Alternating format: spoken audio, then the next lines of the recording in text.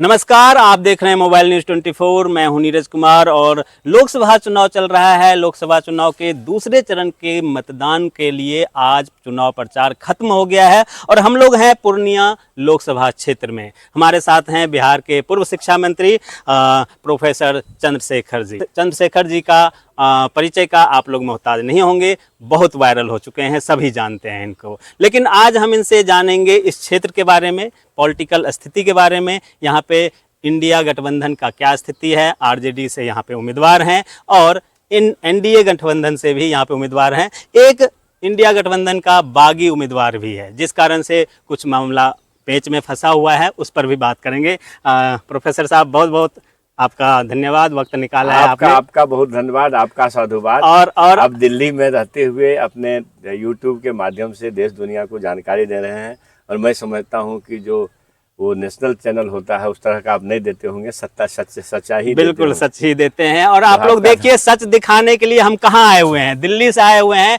देखिए आप, ये खेत है, खलियान है, आम का पेड़ है, आम लगा हुआ है और ऐसे जगह पर आपको असली मीडिया वाला बहुत कम ही मिलेगा जो सर्वे दिखाता है। सर्वे भी आप लोगों ने देखा होगा कि कौन जीत रहा है, कौन हार रहा है। बड़े बड़े सर्वेयर ने छत्तीसगढ़ में कांग्रेस की सरकार दोबारा रिपीट करने की बात कही थी, लेकिन मैंने अपने चैनल पर बताया था कि छत्तीसगढ़ में फिर से बीजेपी वापस आएगी और कांग्रेस को वहाँ डिफीट खाना पड़ेगा। ऐसे ही जगह पर असली चीज़ निकल कर आता है, क्योंकि यहाँ पे हम मिलते हैं उन लोगों से जिनके पास जुबान नहीं है, जो बोलने से डरते हैं। गांव के लोगों से लोग पूछते कम हैं और शहर में पूछताछ करके चले जाते हैं, मीडिया रिपोर्ट बना के दे देते हैं कि कौन जीत रहा है, कौन हार रहा है। इसलिए हम आज फिर से गांव के पास आए हुए हैं और वही सवाल है आपसे कि आपके पूर्णिया क्षेत्र में क्या होने वाला है, क्योंकि आपका एक बागी उम्मीदवार भी है, पप्पू यादव जी, बाहुबली हैं। उनके बारे में कई और चीज़ें भी प्रचलित हैं, लेकिन उस पर बात नहीं करेंगे, विवाद हो जाएगा। वो इस क्षेत्र में आए हुए हैं और ज़बरदस्त वायरल हो रहा है एक और वीडियो, जिसमें कहा जा रहा है कि तेजस्वी यादव जी द्वारा कि उनको वोट ना दें, देना हो तो एनडीए को दे दें। हालांकि उसमें कुछ कट पेस्ट है, उसके बारे में आप ही थोड़ा वक्तव्य दीजिए, बताइए क्या है वो जो वीडियो वायरल है आपको मैंने दिखाया। जी जी जी। और आप एक बिल्कुल, वो वीडियो भी मैं यहाँ पे आपको क्लिप में डाल के दिखाऊंगा। वो वीडियो मैंने आपको दिखाया। ये नेता ये कह रहे हैं कि अगर आप इंडिया को वोट नहीं देते हैं, ये बात मानी जाएगी कि आप एनडीए को वोट सपोर्ट कर रहे हैं। और इससे एनडीए को, असली जो देश के लोग हैं, गरीब लोग हैं, उनको इसका नुकसान होगा, जो लोग इनसे परेशान हैं। मतलब वो दो धारा की बात कर रहे थे कि देश में दो ही धारा है, एक का रिप्रेजेंटेशन इंडिया कर रही है, दूसरे का एनडीए कर रही है। आप इंडिया के जो उम्मीदवार है बीमा भारती जी, इसको वोट दो। अगर इसको नहीं देते हो तो ये माना जा रहा है कि आप एनडीए को सपोर्ट कर रहे हो, एनडीए को दे रहे हो। हाँ, इंडिया को नुकसान पहुंचा रहे हैं और एनडीए को आप सपोर्ट। स्पष्ट है जी। मतलब वो जो शब्द का उच्चारण है, आपको मैंने उस उच्चारण को सही से कान में लगा के सुनवाया। उसमें कहीं है कि एनडीए को वोट दे दो? नहीं, भाव जो है, उसके भाव को अगर आप गौर से सुनिएगा तो भाव से लगता है कि उनके कहने का मतलब है कि इससे आपका नुकसान होगा। अगर आपने एनडीए को सपोर्ट कर दिया तो आपका नुकसान होगा, इसलिए आप एनडीए को ना देके और इंडिया गठबंधन को वोट दें। वो कहना ये चाहते हैं, लेकिन उसमें क्लिप चला के शायद ऐसा भाव ही नहीं है, शब्द भी है, शब्द भी डाले गए हैं। अगर इंडिया को नहीं देते हो तो ये माना जाएगा कि एनडीए को दे रहे हो। ठीक है, तो इसको किस ढंग से लोग चलाए हैं। और ये जो मैंने जो नेशनल चैनल है और बहुत सारे बिकाऊ यूट्यूबर भी हैं जो उसी को चला रहे हैं। बल्कि दुर्भाग्य इस बात का है कि उनकी कही हुई शब्दों को नहीं दे करके प्रिंट मीडिया भी छाप दिया है। तो ये तो मुकदमा झेलेंगे लोग, क्योंकि चीज़ों को आप स्पष्ट करके डाल रहे हैं। और हमको जो यहाँ तक मालूम है, मैं उसकी व्याख्या तो रिसर्च तो नहीं किया हूँ, लेकिन एक राष्ट्रीय स्तर के जो चैनल हैं उसने उसको एडिट किया। अच्छा, चीज़ों को एडिट करके लास्ट सब जो बोला गया है उसको हटा करके उसको वहाँ पेस्ट किया। तो ये इसका मतलब सीधा है। अब बता समझिए कि पूरे जो नफरती सांप्रदायिक संघी शक्ति है जो देश को ख़त्म करने पर तुली हुई है, देश में एक नफरत का वातावरण तैयार की है, हर आदमी परेशान है, तो वैसी स्थिति में जो अकेला बिहार में सारे महारथियों का जवाब तेजस्वी प्रसाद यादव जी दे रहा है, वो भलाई कैसे कह देगा कि एनडीए को मदद करो? बिल्कुल सही बात है। तो ये जो मतलब लोगों को जो गलत चीज परोसना है, तो वो हमारे नेता के बारे में अनाप शनाप कुछ ना कुछ कह रहा है। दूसरी बात, लगातार जो 50 मीटिंग किया हो उसका गला भी फंसा हुआ है, आप ध्यान दिए हुए। हाँ, बिल्कुल बिल्कुल। क्योंकि दे रहे हो वो आवाज अंतिम शब्द जो है हो दब जा रहा है, दब जा रहा है। तो जबकि वो ध्यान से सुनने पर वो आ जा रहा है। तो इसका मतलब ये है कि जो नफरती शक्तियां हैं वो मीडिया को खरीद चुकी है, और उसी ढंग से वो अब सब जान रहा है कि अडानी अंबानी साहब का कितना शेयर लगा हुआ है, कोई छुपी हुई बात थोड़ी ना है। बिल्कुल बिल्कुल। क्या मान लीजिए कि भाई आप इलेक्ट्रॉल बॉन्ड खरीदो, ईडी बंद है, मतलब आप बॉन्ड खरीदो, आप मुक्त हो जाओ। तो इस ढंग से बात है। तो भाई देश दुनिया जान रही है। ये जो चुनाव हो रहा है, आप देखेंगे बिहार में, न सिर्फ पूर्णिया में, कि लोग तंग हैं जुमलों से, नौकरी ढूंढ रहे हैं। भाई हम तो नौकरी देने वाले लोग हैं, आप तो जुमला पढ़ने वाले लोग हो। दिल्ली में बैठे हुए लोग 2-2 करोड़ नौकरी दे रहे थे, अब तो नौकरी पर 9 शब्द भी नहीं निकल रहा है। एक नौकरी की बात आपने की, तो पीछे जिस प्रकार से बिहार में महागठबंधन की सरकार थी और नाटकीय परिवर्तन हुआ, उससे पहले करीब 1.5-2 लाख लोगों को नौकरी मिली भी, और जो तीसरे चरण का नौकरी मिलने वाला था उसमें कुछ धांधली के कारण उसे स्थगित कर दिया गया। अब ये समझिए कि 2 चरण में बहाली हुई, 2,17,000 लोगों को नियुक्ति पत्र मिला। मैं शिक्षा मंत्री था, एक विभाग में एक साथ एक विज्ञापन से एक दिन में 1 लाख से ज्यादा नौकरी दुनिया में किसी भी देश में नहीं मिली है। तो ये Guinness book of world record के लायक ये सर्वे करा लेगा तो होगा। और 2,17,000 लोगों को जब नौकरी हुई है, तो प्रत्येक पंचायत में अगर आप बिहार में डिवाइड करेंगे तो 27 से 28 परिवार के बच्चों को नौकरी मिली है। हो सकता है किसी पंचायत में 5 हो, किसी में 100 हो, किसी में 50 हो, वो दीगर बात है। अब समझिए 2-2 करोड़ नौकरी देने वाले लोग अभी नौकरी का नो भी नहीं बोल रहे। महंगाई के खिलाफ बोलने वाले लोग महंगाई का मुंह भी ना बोल रहे। किसानों की आय को दुगुनी करने वाले लोग, जुमलेबाजी में हद है भाई कि आप किसान का नाम भी लेना जबान पर नहीं चाहते हैं। सीमा सरहद का क्या हाल है? महंगाई, सीमा सरहद, चीन घुस गया, कोई मीडिया चैनल दिखा रहा है, आप दिखा सकते हैं कि गांव अरुणाचल में गांव का नाम बदल रहा है साहब। ये 56 इंची वाले कहां सो रहे हैं? तो मोटा मोटी इन जुमलों से जनता त्रस्त है बुरी तरह से। बिहार सहित देश में ये संघी मनुवादी ताकतें एनडीए परास्त होगी और इंडिया का जय होगा, सामाजिक न्याय और समाजवाद का जय होगा। संविधान पर आंच लगाने वाले लोग, संविधान को आंख दिखाने वाले लोग मुंह की खाएंगे। बिल्कुल। जिस प्रकार से इन्होंने स्पष्ट किया कि नौकरी का 2 चरण बहुत अच्छे से गुजरा और तीसरा इसलिए नहीं गुजरा क्योंकि सरकार बदल गई। हाँ, एक बात ठीक कर रहे हैं, उस पर अधूरा रह गया। तो आप 2 चरण में 2,17,000 लोगों को नौकरी मिली, तीसरे चरण में 90,000 लोगों को देनी थी, और वो 90,000 का क्रिएशन भी मेरे ही टाइम में हुआ, और वो ठीक है फाउंड्री एग्जाम की होनी थी। अब समझिए ये जो साहब लोग हैं, अच्छे लोग, मंगल राज वाले, तो भाई क्वेश्चन लीक हो गया। 2 टर्म में तो क्वेश्चन ना लीक हुआ, TRE 1 और TRE 2 में ना हुआ।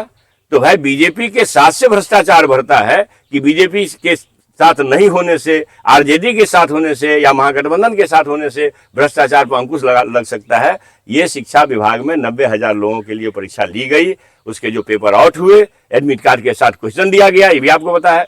तो वो जो आउट हुए बाद में ठीक है निरस्त हो गया, लेकिन ऐसी नौबत ही क्यों आई? इसका मतलब है कि जो नीतीश बाबू है भ्रष्टाचारियों के संग है, और देश जान रहा है कि साहब मैंने बॉन्ड खरीदो, धंधा लो और चंदा दो, धंधा लो चंदा दो। बॉन्ड में जिस प्रकार से आपने कहा, तो उनका पक्ष है कि भाई आपके पास, आपकी पार्टी के पास अगर विपक्ष में करीब कुल मिला के 125 के या 150 के आसपास सांसद हैं, तो आपको 50% मिला है, विपक्ष को लगभग 50% चुनावी चंदा मिला है, और उनके पास लगभग 350 सांसद हैं, फिर भी उनको 50% मिला है। तो सांसद अगर उनके पास ज्यादा है तो चंदा ज्यादा है, तो उसमें आपको क्यों इतना? नहीं मत, ये बात है कि चंदा दो और धंधा लो, ये बात है ना कि आज अगर आप तो चंदा तो एक आपको कोई भी मिला दवाई की है। कम बात समझिए तो सही है भाई, वो तो आवास है, हमारे पास थोड़ा सुना दिया होगा कि भाई उसकी उसका तो कुकर, जितनी संख्या मेरी बात आप समझ- लोगों का नारा है कि जिसकी जितनी मेरी- संख्या उसकी उतनी भागीदारी होनी मेरी चाहिए। बात सुन लीजिए, ये सब प्लांटेड है। चंदा वंदा क्या दिया होगा, दिलवाया होगा जिनको लाखों करोड़ हजारों करोड़ रुपया चंदा लेना था। ये भी आप समझ रहे हैं कि साहब आज ईडी का छापा पड़ा नीरज जी के चैनल पर, और कल इन्होंने बॉन्ड खरीदा और परसों आप मुक्त हो गए। आज आपको जेल से मुक्त किया, आपने बॉन्ड खरीदा, फिर आपको ईडी परेशान करना बंद कर दी। नोटिस भेजवा करके, होता हम लोगों का देहात में कहावत है कि लाठी दिखाओगे तब ना। तो वो जो सीबीआई ईडी जो सरकारी संस्थाएं हैं, जो जांच एजेंसियां हैं, उनका भय दिखा करके लोगों के अंदर दहशत पैदा करके चंदा इकट्ठा करने का एक बड़ा सूत्र है, और इसमें ये लोग महारत हासिल किए हुए हैं। इससे पहले भ्रष्टाचार का यह रूप नहीं दिखता था। अब समझिए अडानी के एयरपोर्ट पर सब दब गया, पता नहीं आप भी कैसे दबा दिए। एयरपोर्ट पर हजारों करोड़ का ड्रग मिलता है साहब, कोई कार्रवाई नहीं होती है, दबा दिए जाते हैं। चीन घुस जाता है हमारे अरुणाचल प्रदेश में, गांव बसा लेता है, गांव का नाम बदल देता है, दबा हुआ है। पता नहीं आप नीरज बाबू निर्भीक हैं, आप कैसे इसको नहीं चला रहे हैं? नहीं हम चला रहे हैं, हम निर्भीक ही हैं और सभी तरह निष्पक्ष भी हैं। निर्भीक तो हैं ही, निष्पक्ष भी हैं। हम बिल्कुल बराबर दिखाते हैं और ये भी दिखाएंगे, उसके बारे में आप बेफिक्र ये कम बात नहीं है। हाँ, 2,17,000 लोगों की जो नियुक्ति हुई, नियुक्ति पत्र बड़ा बांट दिए गए।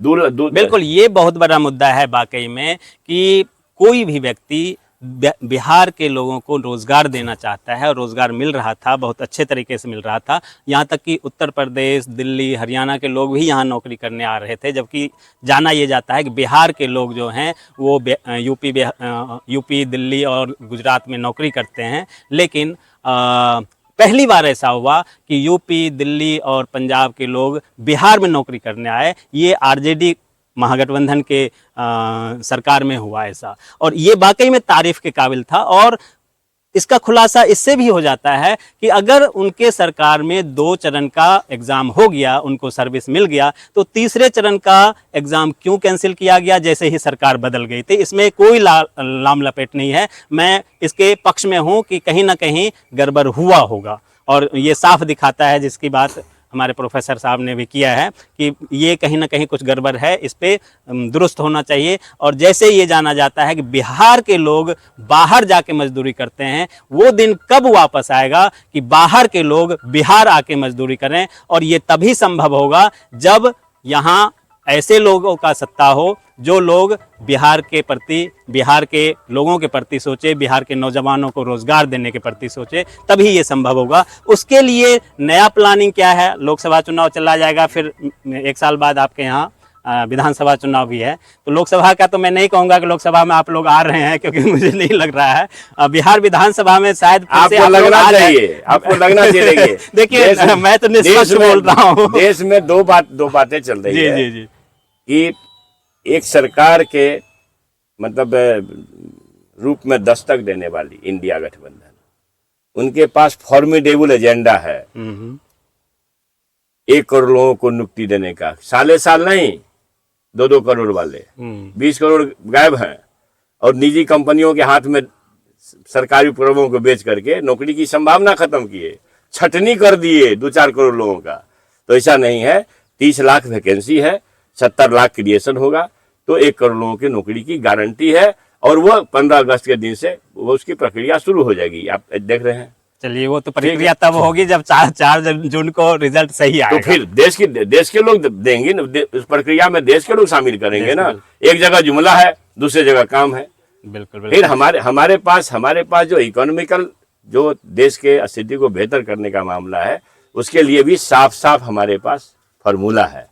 आपके पास बिल्कुल। अभी यहाँ पे चारों तरफ हमने देखा मक्का ही मक्का है, ठीक है। तो ऐसा अब तक क्यों नहीं हुआ कि मक्का से रिलेटेड फूड प्रोसेसिंग फैक्ट्री यहाँ पे आए, इंडस्ट्री आए, ताकि यहाँ के लोगों का मक्का बाढ़ में दह जाता है, सड़ जाता है, लोग रख नहीं पाते हैं, स्टोरेज नहीं होता। अब तक ये इस तरफ आप लोगों का ध्यान नहीं गया। एक और 2 सवाल है हमारा कि एक और चीज़ है, लोग बाढ़ में बह जाते हैं, पानी ही पानी होता है। और अभी आपने देखा कि मालदीव और इंडिया का कैसा रिलेशन था।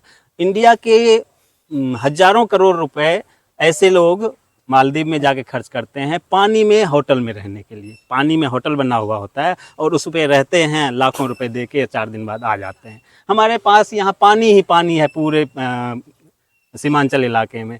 ऐसी कोई व्यवस्था हो ताकि यहाँ भी इस पानी में एक इंडस्ट्री बने, टूरिज्म बढ़े, तो यहाँ के लोगों को, युवाओं को नौकरी मिलेगा। ये 2 सब्जेक्ट पे अगर आप ध्यान देंगे तो शायद तेजस्वी जी तक मेरी बात सुनिए। सबसे पहले आप तेजस्वी जी की बातचीत किए। तेजस्वी जी जैसे ही शिक्षा मंत्री का विभाग बंटवारा हुआ, हमको बुलाए और उन्होंने कहा कि मंत्री जी, शिक्षा विभाग एक बड़ा महकमा है और इस राज्य को पुनः ज्ञान की भूमि प्रतिस्थापित करने का एक बड़ा सूत्र आपको दिए। इसलिए एक बेहतर शिक्षण संस्थान कैसे बने, गुणवत्तापूर्ण शिक्षा कैसे बहाल हो और मास लोगों को नौकरी कैसे हो।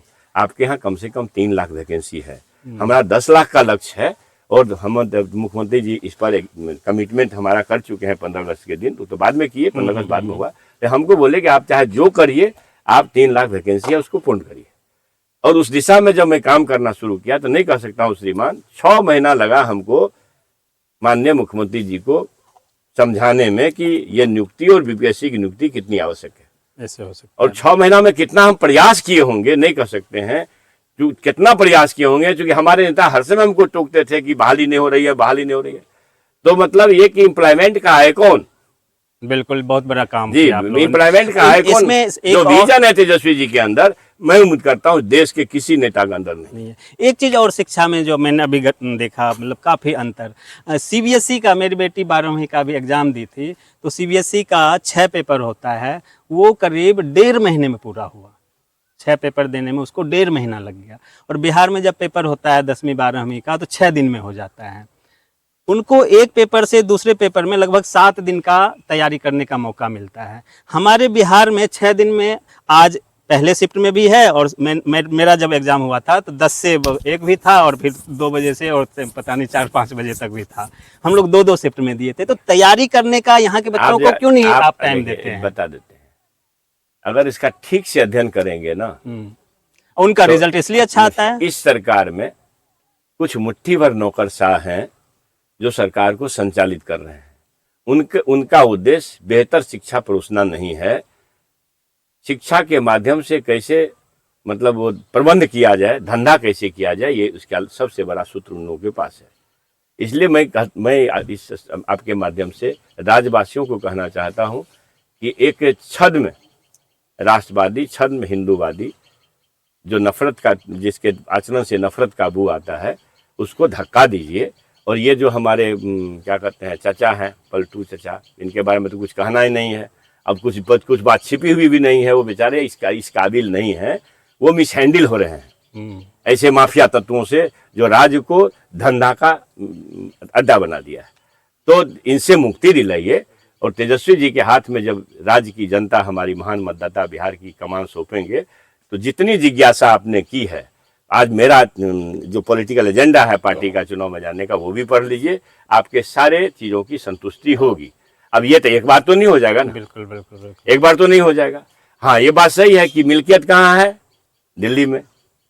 दिल्ली में मिल्कियत है। दिल्ली में अगर मान लीजिए कि इसे नापाक लोग बैठे हुए हैं, तो वहां से तो उसको मुक्ति दिलाइएगा, तभी शासन सॉफ्ट होगा। वाजपेयी जी भी थे प्रधानमंत्री, कहाँ टेंशन था देश में? अभी क्या आप महसूस नहीं कर रहे हैं कहाँ क्या हो रहा है? वाजपेयी जी भी रिप्रेजेंट करते थे बीजेपी को। इसलिए एक बेहतरीन लीडर का जिस पार्टी में पूर्णतः अभाव है, अब देश के प्रधानमंत्री बोलते हो श्यामा प्रसाद मुखर्जी को और स्वामी विवेकानंद से वार्ता करा दी। आप जानते हो गया शुरू में मैंने कहा था कि आपके इंडिया गठबंधन का एक बागी उम्मीदवार, बाहुबली उम्मीदवार और ना जाने क्या क्या उम्मीदवार आप समझते होंगे ज़्यादा बेहतर, उसके बारे में कहा जा रहा है कि वो यहाँ से जो आपके उम्मीदवार हैं उसको हराने के पीछे अगर किसी का सबसे बड़ा हाथ होगा तो उनका होगा। आप क्या मानते हैं इस बात को? मैं इस प्रसंग में 2 बात कहना चाहता हूँ। मेरे खिलाफ भी वो लड़े थे, हाँ पता है आपको? हाँ हाँ बिल्कुल। और उनकी जमानत जब्त हुई। मधेपुरा के महान मतदाताओं ने हमको 16,000 वोट से जिताया। वो वोट काटे मगर मतदाता सतर्क थे और जितना काटे उससे ज्यादा लोगों ने हमको वोट दिया। तो लगभग 81-82 हज़ार वोट ला करके 16,000 वोट से जीते और साहब जमानत नहीं बचा पाए अपना। ये उनकी क्षमता है। और एक बार नहीं, 2015 में किसी साहब से, किसी 56 इंच वाले से या उनके कुनबे से वो 2 हेलीकॉप्टर लिए थे, पता नहीं क्या क्या लिए थे, मैंने अनऑफिशियली आप लोगों को भी कुछ कुछ पता होगा। संपूर्ण बिहार में वोट कटवाने का प्रयास किए वो। मतलब वोट किसका कटेगा? तो महागठबंधन का, सामाजिक न्याय और सोशल जस्टिस का वोट कटेगा तो रास्ता किसका प्रशस्त होगा, मार्ग किसका प्रशस्त होगा? तो संघी मनुवादी ताकत का मार्ग प्रशस्त होगा, बीजेपी का मार्ग प्रशस्त होगा। तो इसके टूल्स के रूप में 2015 में काम किए। 243 सीट पर, जहां आप जानकारी पुष्ट कर लीजिए, हाँ, उन्होंने अपना उम्मीदवार खड़ा किया। बिल्कुल। और लगभग 100 के आसपास 2020 में भी खड़े किए। जब उनका अपना जमानत नहीं बचा मधेपुरा में, तो कहां बचा होगा? ढूंढ लीजिए। बिल्कुल। तो जो इतने बाहुबली हैं, इतने बड़े मतलब नेता हैं, 2 बार कोसी क्षेत्र से आदरणीय नेता लालू प्रसाद जी के आशीर्वाद से उनकी धर्मपत्नी हुई MP, और मधेपुरा से 2 बार आदरणीय नेता लालू प्रसाद जी के आशीर्वाद से राष्ट्रीय जनता दल से वो स्वयं हुए MP।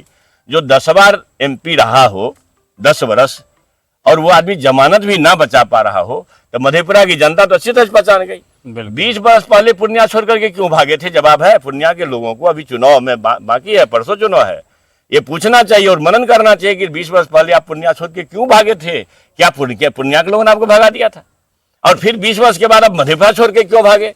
अगर उसका सटीक जवाब दे दे तो जनता को वही निर्णय करना चाहिए। मैं समझता हूं कि पप्पू यादव जी वोट कटवा बन करके किसी के टूल्स के रूप में काम कर रहे हैं, और उनके लिए उनको बहुत चीज प्राप्त हुआ होगा। एक और वो प्रचार कर रहे हैं क्षेत्र में, मैंने देखा था कि पूर्णिया में राहुल गांधी प्रचार करने इसलिए नहीं आए क्योंकि मुझे राहुल गांधी और प्रियंका गांधी का आशीर्वाद है और उन्होंने मुझे यहाँ पे लड़ने के लिए कहा। भागलपुर के जनसभा में राहुल गांधी जी ने उम्मीदवार का नाम लेके बताया, तब भी उसको पता नहीं चला कि देखिए ऐसे बहुरूपीय लोगों से समाज को भी परहेज है, लीडर को भी परहेज है। जहां बीमा भारती को पूर्णिया के उम्मीदवार के रूप में उन्होंने अपील किया आम मतदाताओं से, ये तो बात छुपी हुई नहीं है। अच्छा, जो आदमी लालू यादव जैसे सामाजिक न्याय के योद्धा को अंडर एस्टिमेट करता हो, उसका एक अदना सिपाही शेखर से जमानत नहीं बचा पाता हो, वो किस लेवल के नेता हो सकते हैं? विधायकी उनका जमानत जब्त हो गया। तो मैं उम्मीद करता हूं पूर्णिया की महान मतदाता इस चुनाव में भी परसों, और रिजल्ट होगा 4 तारीख को, उनका जमानत जब्त कराएगी। चलिए, बहुत बहुत धन्यवाद आपका।